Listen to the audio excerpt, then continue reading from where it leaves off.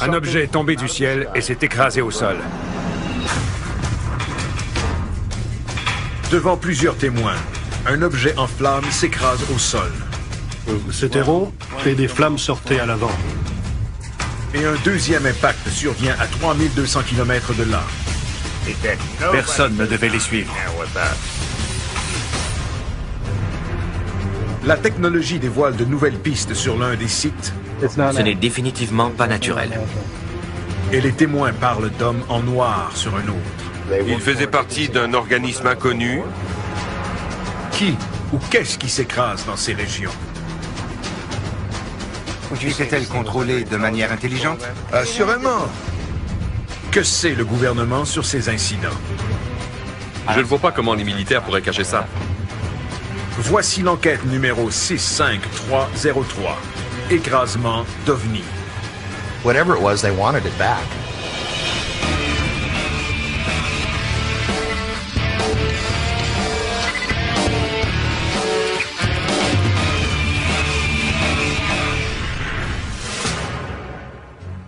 J'ai levé les yeux et un objet en feu qui volait vers le sud éclairait le sol.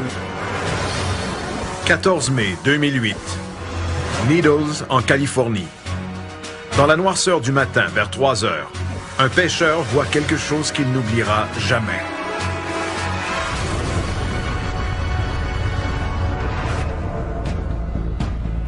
Une boule de feu bleu éclaire le fleuve Colorado. Et quelques secondes plus tard, elle s'écrase dans le désert. Certains croient d'abord qu'il s'agit d'une météorite, mais ils ne peuvent pas expliquer la couleur étrange. Et ce n'est pas tout. En quelques minutes, 5 hélicoptères anonymes arrivent sur les lieux. Des hélicoptères à double rotor de type militaire, dont l'un est muni d'une immense grue aérienne. Peu après, des témoins ont vu les appareils quitter les lieux en héliportant quelque chose. Selon les témoins oculaires, l'objet mesure environ 10 mètres de long et est aussi massif qu'un camion-citerne. Plus impressionnant encore, l'objet bleu brûle toujours.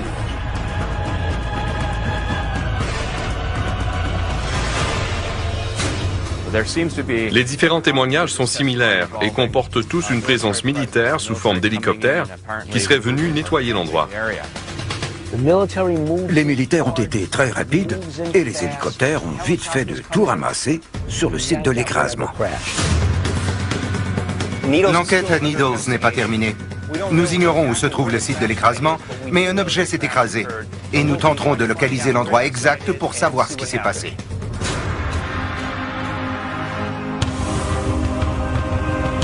L'enquête débute à Needles, avec la recherche de nouveaux indices.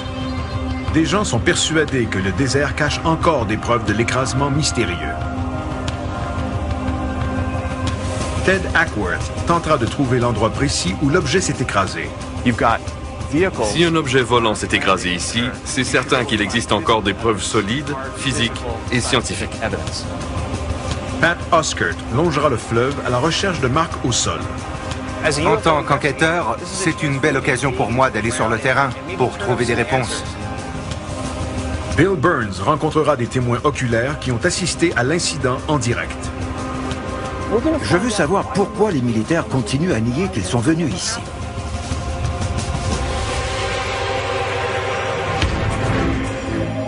L'enquête débute à la station radiophonique KTOX de Needles, où Bill et Pat rencontrent le propriétaire David Hayes. Nous essayons de savoir ce qui s'est vraiment passé le 14 mai. Je suis en compagnie de Bill Burns et de Pat Oskert. Si vous avez de l'information sur l'incident du 14 mai, appelez-nous. Selon David Hayes, de nombreux auditeurs ont appelé à la station le matin du 14 mai pour rapporter des faits. Et les appels continuent d'affluer. Nous allons prendre un appel. Bonjour, vous êtes en direct? L'objet avait-il une forme particulière?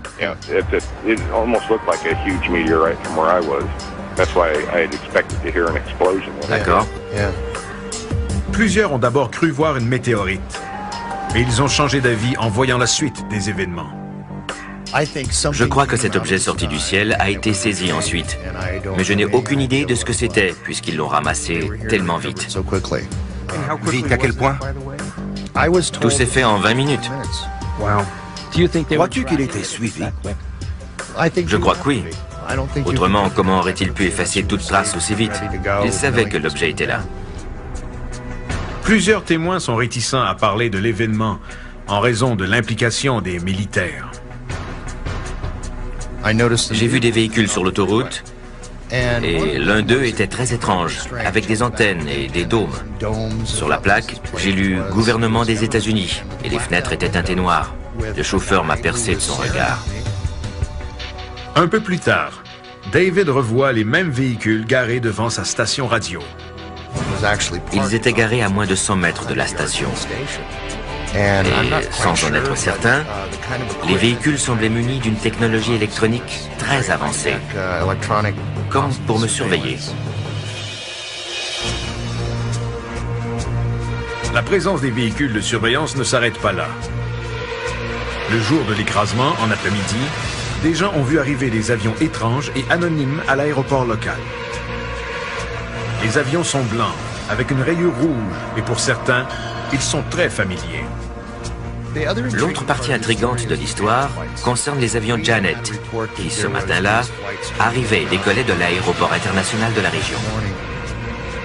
Janet n'est pas le nom d'une compagnie aérienne officielle, mais le nom attribué à ces avions blancs et rayés rouges qui sont en opération depuis les années 1970. Voici l'un de ces appareils vus à l'aéroport international McCarran à Las Vegas. Les vols Janet transporteraient les travailleurs secrets vers des endroits isolés et maintenant célèbres, dont la zone 51.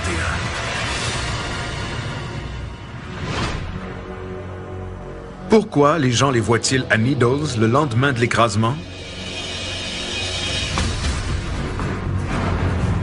Bill se rend à l'aéroport Laughlin Bullhead pour y rencontrer le directeur, David Gaines, dans l'espoir d'obtenir la réponse. Les avions gouvernementaux viennent-ils ici? Oui, surtout leurs avions militaires. Avez-vous déjà vu un avion de la flotte appelé Janet? Non. Avez-vous déjà vu ici un avion blanc avec une rayure rouge sur le côté et des hublots teintés noirs transportant des passagers secrets? Non.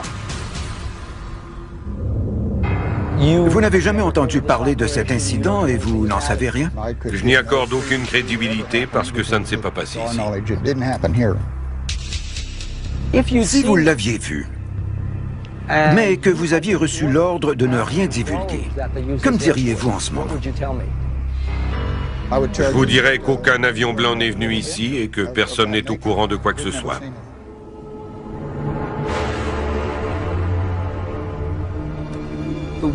Des témoins ont dit que le 14 mai, un avion Janet a atterri ici alors qu'il faisait encore sombre. Mais David Gaines nie tout.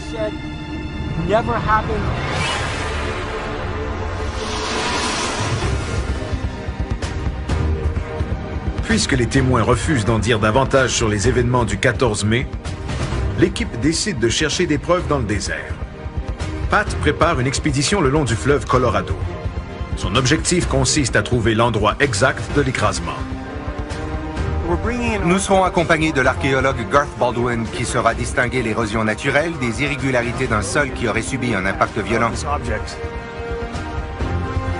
La mission ne sera pas facile.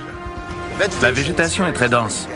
Nous allons marcher dans le désert pour tenter de trouver des indices d'incendie et d'un impact. Si la nature a subi de tels chocs, les preuves devraient être apparentes. Fouiller le désert sera une tâche ardue. Mais de nouveaux développements pourraient aider l'équipe. Un témoin qui a entendu l'émission à la radio a décidé de parler. Il a une idée de l'endroit où s'est produit l'écrasement. Il s'appelle Frank Costigan. Un peu après 3 heures cette nuit-là, je suis sorti pour chercher mon chat et tout à coup, le sol a été éclairé. Pas au point de ressembler au lever du soleil, mais assez pour capter mon attention. Frank a beaucoup d'expérience en surveillance de vol d'avion. Avant de s'installer à Needles, Il était chef de police à l'aéroport international de Los Angeles. L'objet avait quelle forme? Il était rond et des flammes sortaient à l'avant, des flammes turquoises. Il était environ 5 à 6 fois plus long que large, et je suis persuadé d'avoir entendu un boom supersonique quand il a ralenti jusqu'à la vitesse du son. S'est-il écrasé? Je ne sais pas.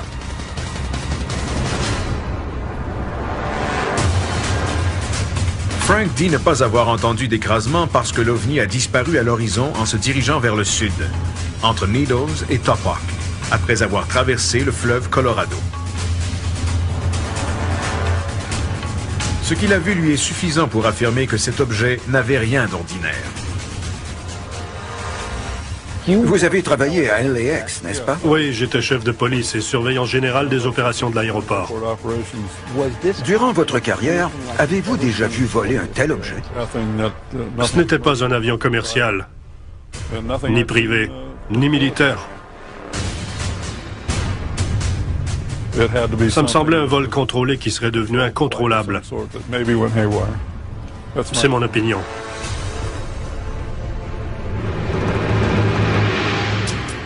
Si cet objet volant était contrôlé, qui le guidait et d'où venait-il? Le désert près de Needles est entouré de bases et d'installations d'essais militaires. Au nord-ouest se trouve le champ de tir naval de China Lake. À l'est sont situés le fort Irwin de l'armée et la base du corps des Marines appelée 29 Palms. Plus au sud, on retrouve le polygone d'essai Yuma, où l'armée teste l'artillerie expérimentale à longue portée. Et bien sûr, l'endroit le plus intriguant de tous, la zone 51, au nord de Needles. En d'autres mots, nous sommes au beau milieu d'une zone chaude d'essais militaires. Ici, l'armée teste et fait voler des appareils auxquels le commun des mortels n'ose même pas rêver. Deux théories sont possibles. La première, que ce vaisseau était extraterrestre. Et la deuxième, qu'il était une invention de l'homme. La réponse est peut-être entre les mains d'un témoin qui dit avoir entendu l'impact. J'ai regardé vers le ciel et il est apparu.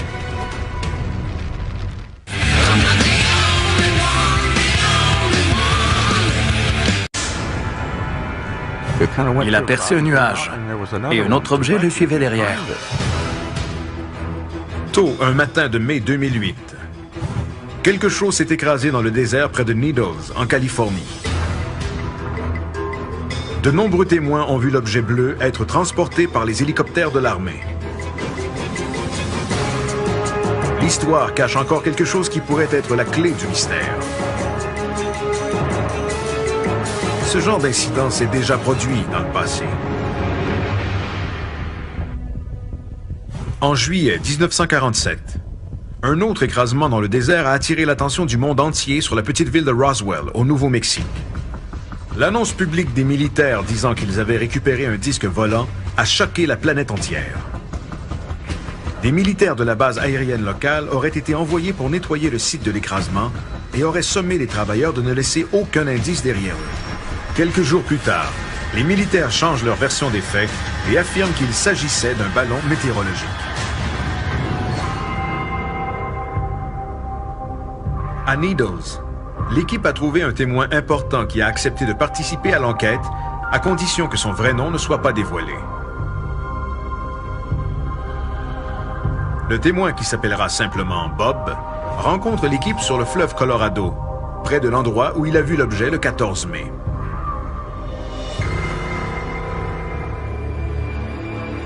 J'étais en train de pêcher et à 3 heures du matin, le devant du bateau s'est subitement illuminé. J'ai levé les yeux et j'ai vu quelque chose d'étincelant, bleu, qui tombait du ciel. L'objet a traversé le fleuve au-dessus de mon bateau et il s'est écrasé au sol. J'ai entendu un bruit sourd. Où est-il tombé? À l'ouest de ma position, à environ 200 mètres de mon bateau, entre la voie ferrée et le fleuve.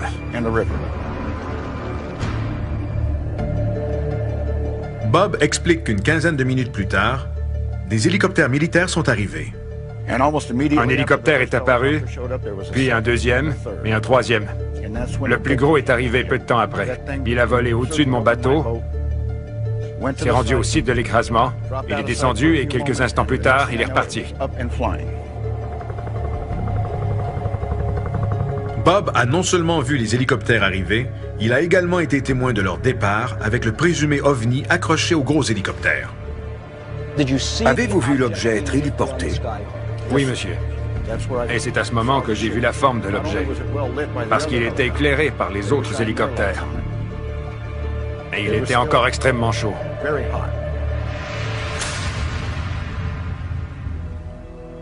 Bob et Frank Costigan affirment que l'objet s'est écrasé dans la région désertique près du fleuve. Les recherches débutent. L'archéologue Garth Baldwin cherchera des irrégularités au sol. On devrait voir plusieurs signes de l'impact. Nous cherchons des déplacements de sol, des marques différentes et des changements de texture dans le sable et la terre. La sauge et le gazon poussent très lentement. Alors toute différence devrait être facile à voir. Parfait. Je pense qu'on aura de la chance parce que les militaires ont nécessairement laissé des traces.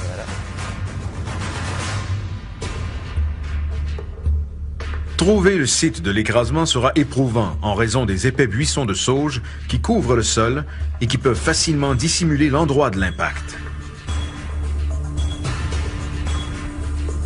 L'équipe décide donc de survoler la région à basse altitude.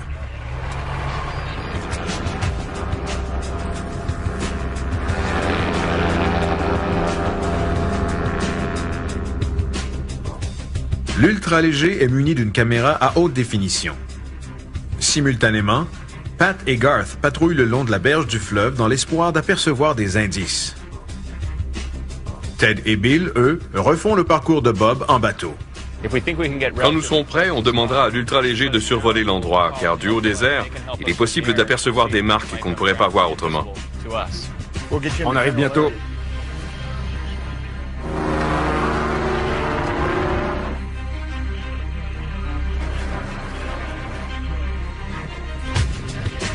Une heure plus tard, Bob voit quelque chose. Vous voyez le buisson qui touche l'eau? Ouais. C'est là. On doit s'en approcher.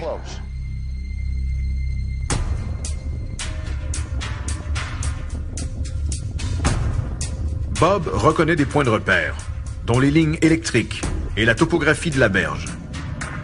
La voie ferrée est juste là. Êtes-vous certain que c'est ici? C'est pourquoi j'en suis certain.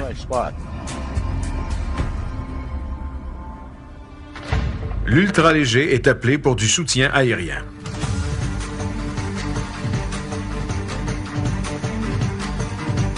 Après quelques survols, un site est localisé.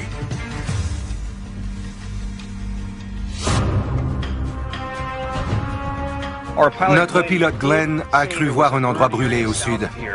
Cela concorderait avec ce que vous avez vu, Bob. Effectivement, de notre position, ça s'est passé au sud. Les traces de brûlure résultent possiblement de l'écrasement de l'objet. Je propose d'effectuer des transects en S. Nous marcherons en formant des S, en équipe de 2, séparés de 20 ou 30 mètres de distance, pour couvrir une grande superficie rapidement. Partez d'ici, on partira de là et on se rejoindra. Allons-y avant que le soleil se couche.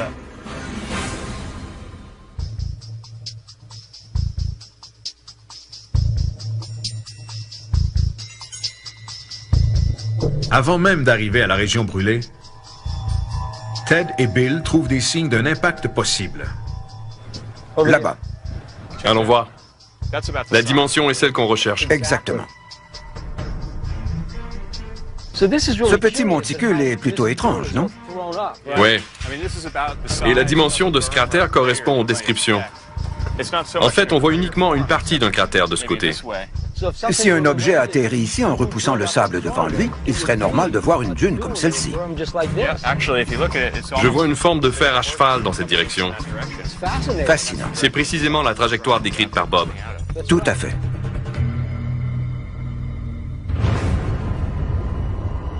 Ted demande à Garth de se joindre à eux.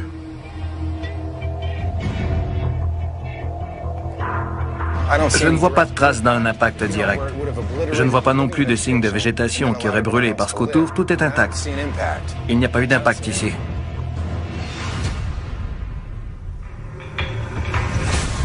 Le site de l'impact est un peu plus reculé dans les terres.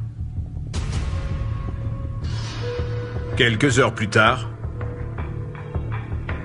l'équipe l'aperçoit. Tout a brûlé ici. Tout ce qu'on voit a brûlé. Bob a dit que l'objet soulevé par l'hélicoptère était encore en flammes. Mais il n'a pas parlé d'une explosion. C'est vrai. C'est un peu contradictoire. Garth explique pourquoi il a des doutes. Ces parcelles de terrain brûlées sont probablement le résultat de feux de broussailles. Plusieurs buissons ont brûlé ici et là, mais ça me semble naturel. Il y a de la végétation bien vivante tout autour, et de la vieille végétation très sèche, qui aurait pris feu s'il s'agissait de l'endroit de l'impact.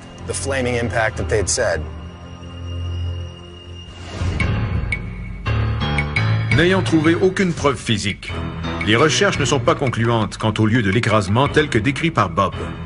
Mais avec autant de terrain à couvrir, il est peut-être caché quelque part.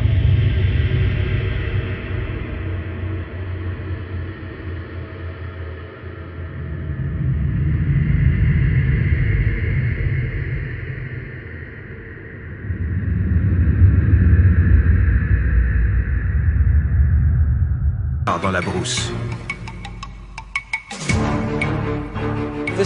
C'est beaucoup plus difficile que prévu.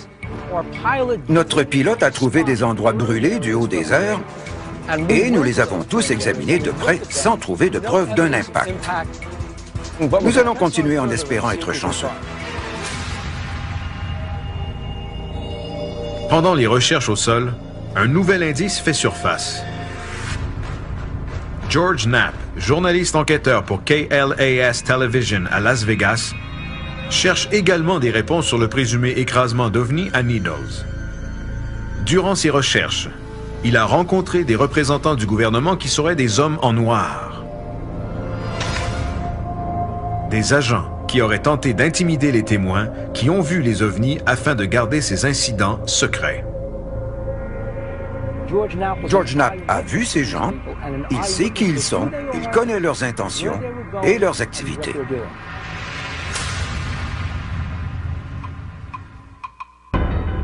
Pendant que Bill suit cette nouvelle piste, Ted et Pat tournent leur attention vers la Pennsylvanie, où l'enquête sur un écrasement d'OVNI dans la petite municipalité de Kecksburg vient de connaître un dénouement important. L'incident à Kecksburg est majeur pour les ovnistes. C'est le Roswell de la Pennsylvanie. Nous savons qu'un objet s'est écrasé, on l'a vu au bulletin de nouvelles. Nos nombreux instruments nous aideront premièrement à trouver le lieu de l'impact avec précision et ensuite à identifier ce qui se trouve sous le sol.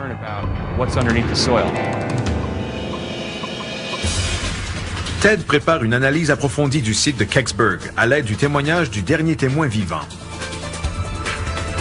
Son objectif consiste à prouver que les militaires tentent de cacher l'incident depuis de nombreuses années. J'étais ici, je marchais. Et quand je l'ai vu, je me suis dit que ça venait d'un autre monde.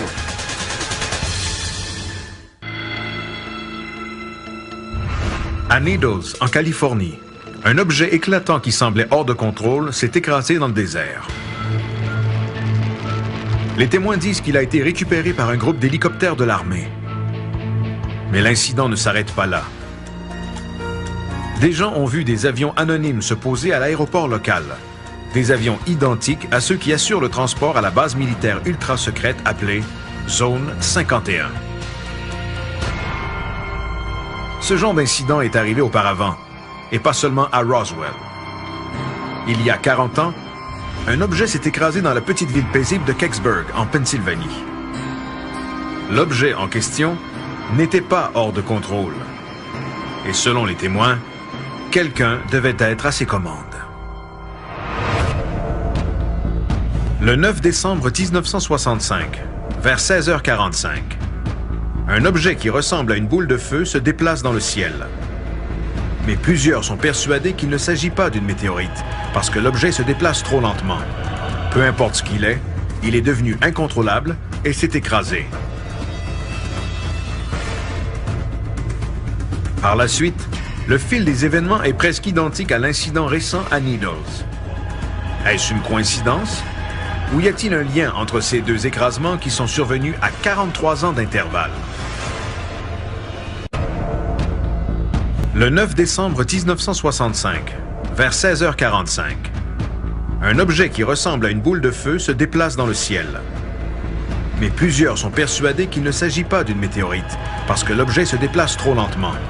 Peu importe ce qu'il est devenu incontrôlable et s'est écrasé. Par la suite, le fil des événements est presque identique à l'incident récent à Needles. Est-ce une coïncidence?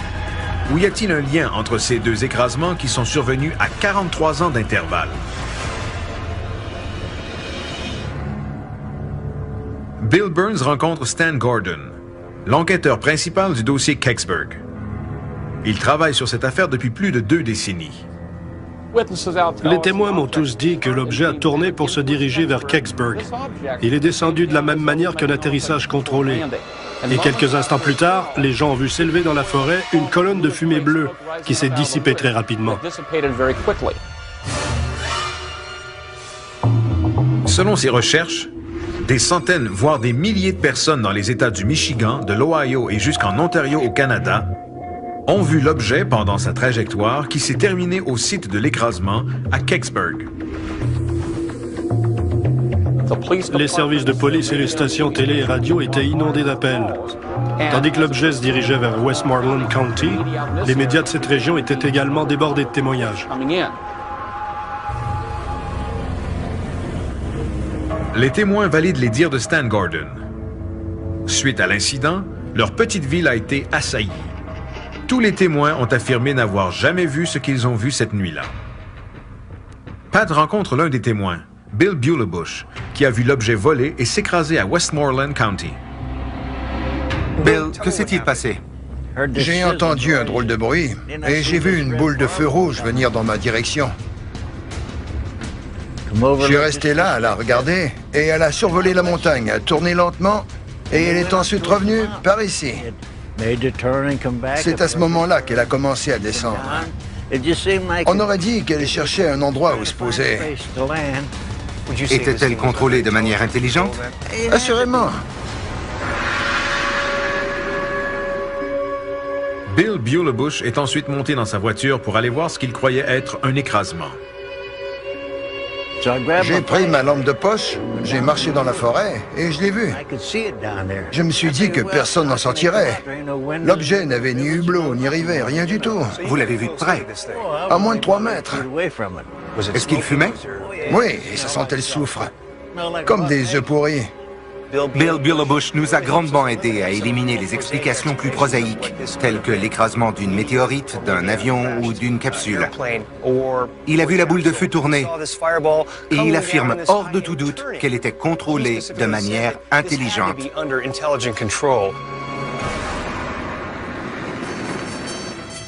Peu après, le personnel d'urgence se rend au site de l'écrasement.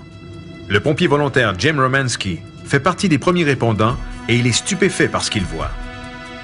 J'étais estomaqué, parce que je m'attendais à voir un avion.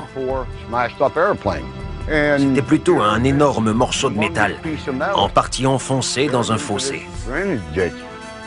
Pouvez-vous décrire comment il était enfoncé? Il faisait nuit, mais j'ai vu des tas de branches autour parce que l'objet avait accroché des arbres en s'écrasant. Jim dit que l'OVNI avait la forme d'un gland, marqué d'inscriptions étranges tout autour. Cette description est rare. Les ovnis sont généralement triangulaires ou en forme de disque. Mais ce n'est pas tout. Ces étranges hiéroglyphes rappellent une autre enquête menée à Bentwaters, où un ovni se serait posé près d'une base militaire britannique en 1980. L'OVNI arborait également des hiéroglyphes semblables à ceux dont parlent les témoins à Kecksburg. Aviez-vous déjà vu ça? Non, jamais de ma vie. J'étais ici, je marchais, et quand je l'ai vu, j'ai bien examiné cette chose. J'ai réfléchi, et je me suis dit que ça venait d'un autre monde.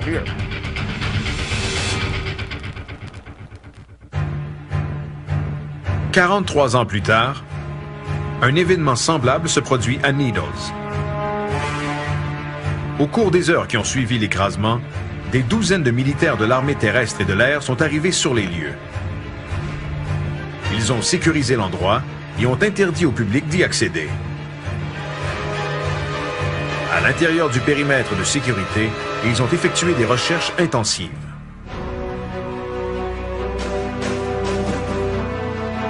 Bob Gaddy, journaliste au Greensburg Tribune, a été envoyé au site de l'écrasement et il se souvient très bien de la présence intimidante des militaires. À mon arrivée, il y avait déjà au moins une douzaine de militaires sur les lieux, en plus des policiers de l'État de Pennsylvanie. Je leur ai dit que je devais aller voir. Ils m'ont répondu qu'il n'y avait rien à voir. Alors j'ai demandé pourquoi ils m'interdisaient l'accès s'il n'y avait rien.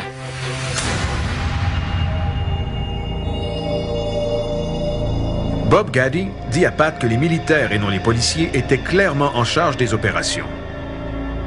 Dans une situation à l'apparence civile, je n'ai jamais vu de militaires prendre le contrôle du site d'un accident. Pourquoi l'armée était-elle sur place? Les militaires nous ont arrêtés, ils étaient armés et j'ai donc cessé d'avancer, ainsi que mon collègue Ron. Nous leur avons parlé quelques instants et on nous a dit de retourner d'où on venait. Il m'a pointé du doigt en disant que personne ne devait les suivre. Des témoins ont raconté à Stan Gordon que plus tard dans la soirée, ils ont vu un gros camion à plateforme entrer dans le périmètre de sécurité. Environ 1 heure plus tard, il est reparti en trombe emportant un gros objet dissimulé par une toile. Si quelqu'un avait marché devant le camion, il se faisait écraser. Durant son enquête, Stan Gordon a rencontré Jim Romanski, Bill Bulebush et plusieurs autres témoins qui l'ont mené à l'endroit où l'objet s'est écrasé. Ces témoins, rencontrés individuellement, lui ont tous indiqué le même endroit. J'ai bon espoir de trouver l'endroit exact où ils m'ont conduit il y a 27 ans. Il y a manifestement eu un écrasement, et j'apporterai un géoradar qui nous aidera à trouver de nouvelles preuves. Non seulement Stan a rencontré des témoins qui nous ont indiqué le même endroit, mais les chances que nous y trouvions des débris sont excellentes. Les témoins et les enquêteurs ont déjà scruté cet endroit, mais jamais avec de l'équipement technologique moderne. Ces marques pourraient-elles indiquer qu'un objet s'est écrasé ici? Est-ce possible? C'est possible. À travers le pays, l'incident à Needles est connu du public lorsque des gens rapportent avoir vu les tristement célèbres hommes en noir. Ils sont des agents fédéraux. Ça venait d'un autre monde. En décembre 1965, un objet en flammes a survolé le ciel du Canada, du Michigan et de l'Ohio. À ces endroits, des témoins disent que ces débris sont tombés au sol, qu'ils ont entendu un boom supersonique et un sismographe aurait même enregistré l'impact. Aucune de ces preuves n'a fait surface, et seule la petite ville de la Pennsylvanie, Kecksburg, a fait l'objet d'une enquête.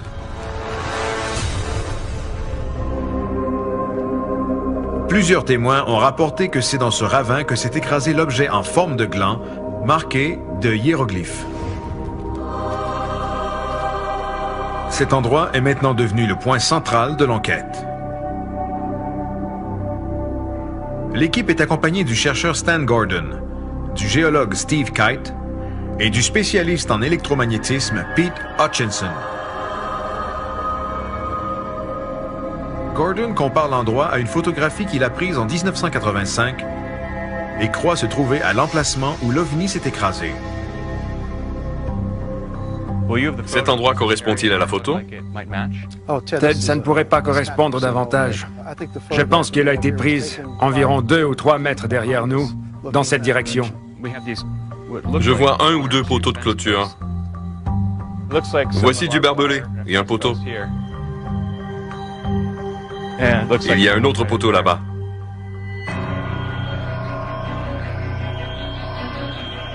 Les poteaux de clôture identifiés grâce à la photographie de Stan Gordon et les témoins sur place indiquent que l'écrasement s'est bel et bien produit à cet endroit. Pourtant, pendant des années, les sceptiques ont clamé que les dommages subis par le ravin avaient été causés par une sonde spatiale russe. La sonde Cosmos 96, lancée pour atteindre la planète Vénus, avait la même taille et la même forme que le présumé OVNI. Toutefois, même cette explication a été rejetée récemment. Selon le Centre national des données scientifiques de la NASA, l'armée de l'air a suivi les données de Cosmos 96 qui indiquent que le déclin d'orbite de la sonde s'est effectué plus tôt que 16h43, heure normale de l'Est, le 9 décembre.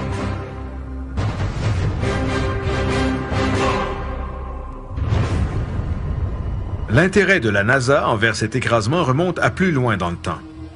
À cet endroit précis, en 1965, des témoins ont vu des représentants de la NASA collaborer avec les militaires. J'ai vu des hommes de la NASA en uniforme et certains portaient des combinaisons blanches.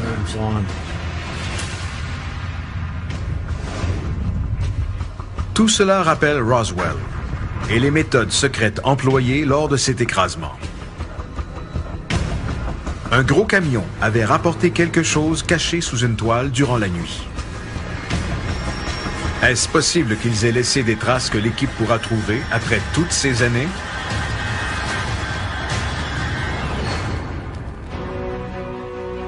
Pete Hutchison a plusieurs instruments scientifiques pour analyser le sol.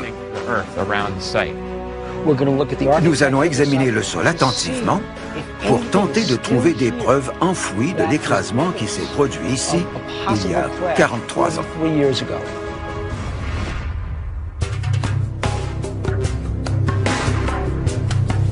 Pete Hutchison et son adjoint Brian commencent le balayage électromagnétique du sol. L'instrument envoie de l'énergie électromagnétique dans le sol et l'humidité transporte les ondes qui sont sensibles aux métaux. Nous trouverons les métaux et toute conductivité anormale du sol? Oui. Alors mettons-nous au travail.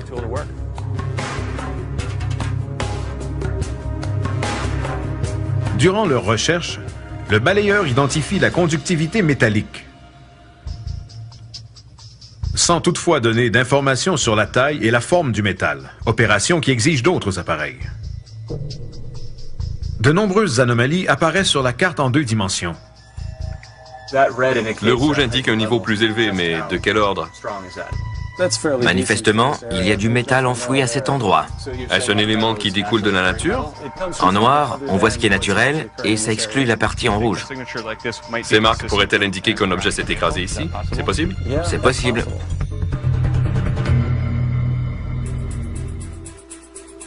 Selon Pete Hutchison, l'aspect inhabituel réside dans la concentration de métal anormalement élevée pour cette région de la Pennsylvanie. Il propose donc à l'équipe de creuser pour en déterminer la source. Ces données nous indiquent où concentrer nos recherches. Il faut maintenant creuser pour en savoir davantage. On doit creuser? Exactement. L'équipe doit exposer le site avant la noirceur. Pat participe également aux fouilles. Et une fois le sol dégagé, Pete se sert du radar qui pénètre le sol pour identifier la taille du morceau de métal. Venez voir. Il commence ici. On le voit ici et jusque-là. Ce n'est définitivement pas quelque chose de naturel. Le soleil étant sur le point de se coucher, les fouilles devront attendre au lendemain matin. D'où vient ce métal enfoui sous le site présumé de l'écrasement? Je suis impatient de continuer les fouilles pour avoir des réponses.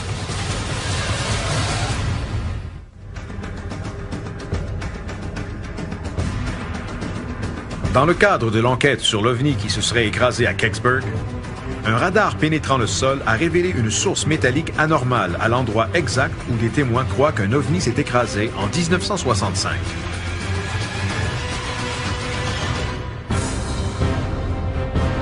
L'équipe a découvert l'emplacement et s'apprête maintenant à creuser pour identifier la source métallique. En quelques minutes, L'équipe se heurte à un obstacle impénétrable.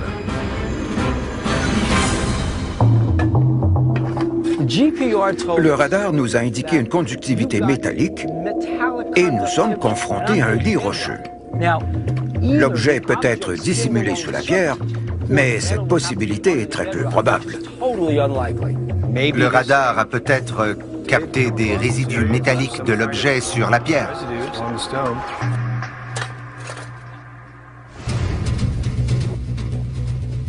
Des analyses plus approfondies révèlent que le radar a confondu lit rocheux et anomalie métallique. Selon Pete Hutchinson, la pierre est probablement très ferreuse. Les pierres peuvent être hautement ferreuses et ça a faussé les données du radar. Ce n'est donc pas relié à l'écrasement.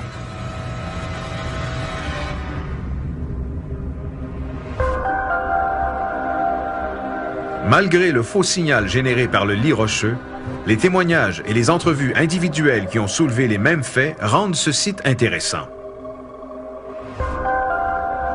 Tout le monde s'entend. Un objet s'est écrasé ici selon tous les témoins et la présence des militaires qui en ont pris possession. On n'a rien trouvé aujourd'hui, mais un objet s'est tout de même écrasé ici à Kecksburg.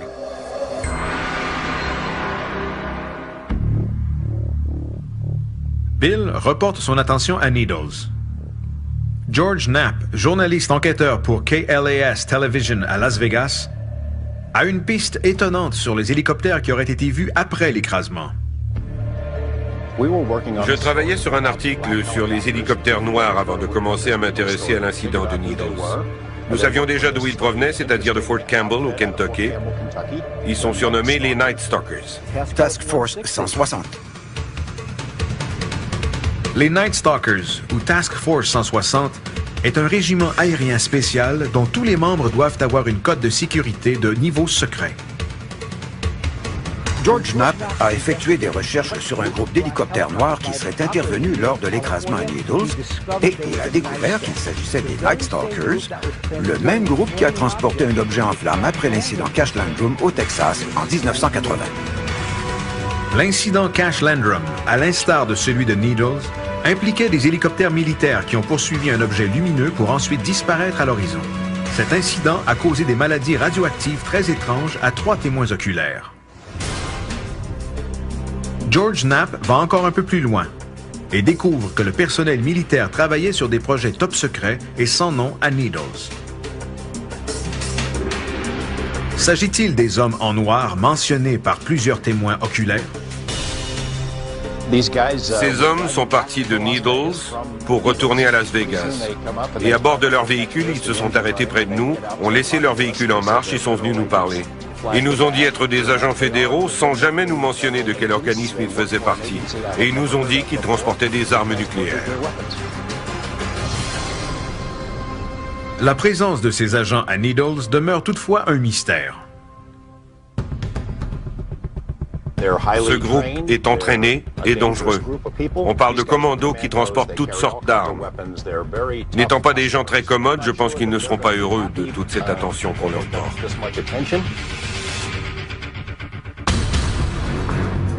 Malgré leur présence, George ne croit pas que ces agents étaient des hommes en noir, ni qu'ils avaient un rapport avec l'écrasement à Needles.